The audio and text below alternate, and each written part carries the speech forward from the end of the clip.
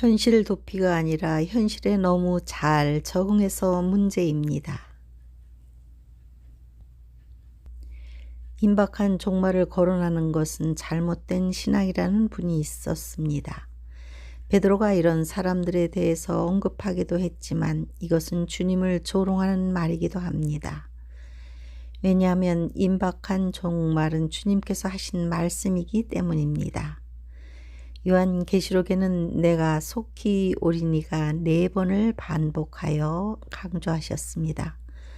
속히는 임박하다는 뜻입니다. 임박한 종말이라는 표현보다 마지막 때라는 말이 바람직하지만 이 말은 조롱받고 있습니다. 주님은 감람산 설교에서도 주님을 기다리는 자세에 대해 교훈을 주셨습니다.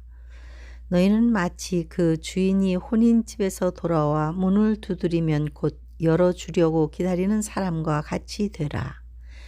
주인이 와서 깨어있는 것을 보면 그 종들이 복이 있으리로다. 문을 곧 열어주려고 기다리는 사람과 같이 되라 하셨습니다.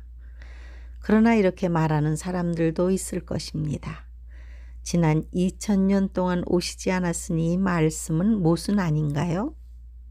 주님은 그들이 깨어 기다려야 할 때를 미리 알려주셨습니다. 무화과 나무의 비유를 배우라. 그 가지가 연하여지고 잎사귀를 내면 여름이 가까운 줄을 아나니 이와 같이 너희도 이 모든 일을 보거든 인자가 가까이 곧 문 앞에 이른 줄 알라.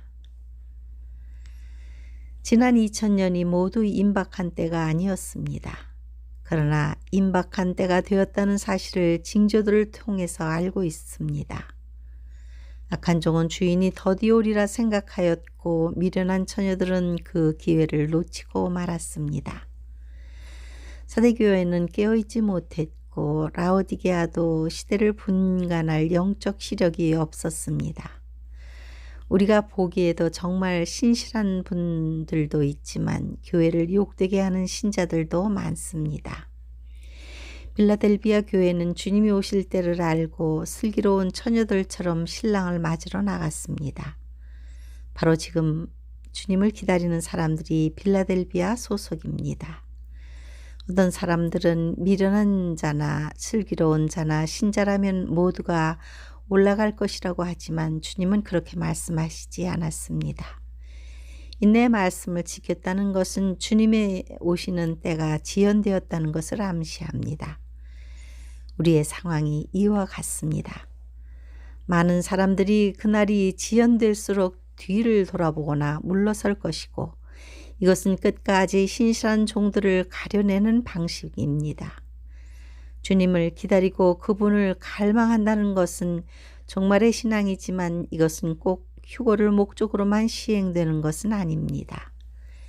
임박한 종말에 관심을 갖는다는 것에 걱정을 하는 이유도 현실을 도피하는 것으로 알겠지만 지금은 오히려 그런 사람들을 찾기 힘들어졌습니다. 현실 도피가 아니라 현실에 너무 잘 적응해서 걱정입니다. 믿는 성도들이라면 정말 신앙으로 살아야 합니다.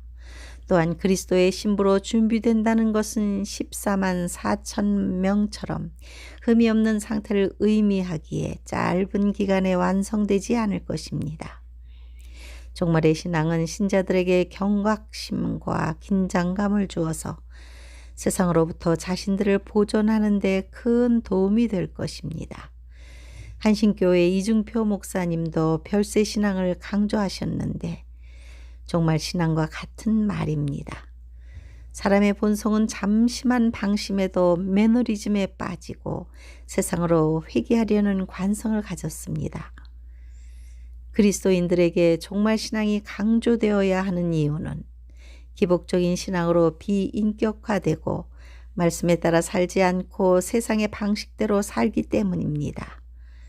종말 의식은 날마다 자아를 죽게 만들며 이 세상을 사랑하지 않게 하며 특별한 세상을 지향하게 합니다. 영광 중에 나타나서 장차 예수께서 예루살렘에서 별세하실 것을 말할세. 예수님은 제자 3명과 기도하시러 산에 올라가셨고 영광스러운 모습으로 변하셨습니다. 주님께서는 이 세상을 떠나 저 세상으로 가실 것을 인식하며 사셨습니다. 주님께서 별세하시고 부활하셨고 엘리야는 휴거로 올라갔습니다. 정말 신앙을 가진 자들이 연단받아 온전케 되고 변화될 것입니다. 정말 신앙이란 깨어있는 상태입니다. 깨어있지 못하면 그날에 주님을 맞이할 준비를 하는 것은 거의 어려울 것입니다.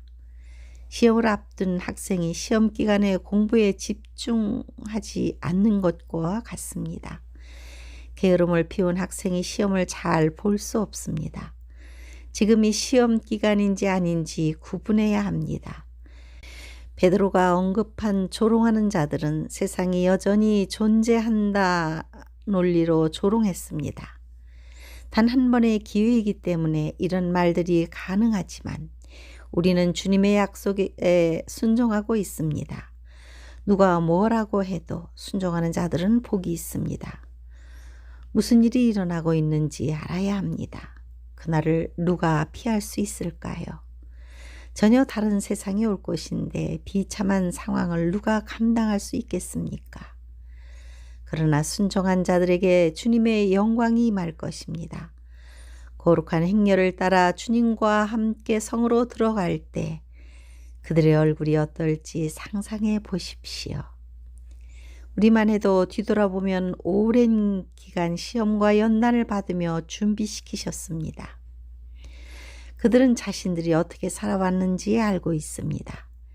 이기는 자들로 세워지기 위해 오직 주님만 찾고 갈망하도록 하셨습니다. 세상에 소망을 두지 않으며 세상을 방식을 따라가지 않는 이들이 그날의 지구를 탈출할 것입니다. 나를 의롭다 하시는 이가 가까이 계시니 나와 다툴 자가 누구냐? 나와 함께 설지어다. 나의 대적이 누구냐? 내게 가까이 나아올지어다.